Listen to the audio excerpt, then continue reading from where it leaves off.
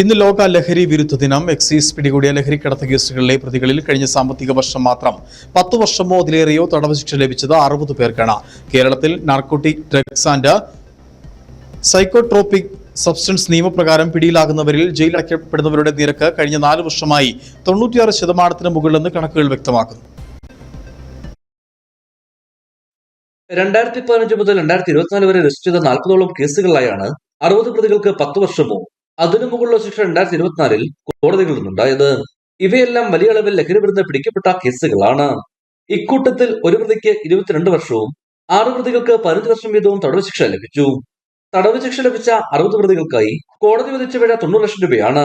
അതേസമയം സ്കൂളുകളുടെ 100 മീറ്റർ ചുറ്റളവിൽ ഈ വർഷം ജനുവരി മുതൽ മെയ് വരെ എക്സൈസ് നടത്തിയ പരിശോധനയിൽ പിടികൂടിയത് 1034 കേസുകളാണ്. ഇതിൽ 4 ലഹരിക്കടത്തുമായി ബന്ധപ്പെട്ട NDPS കേസുകളാണ്.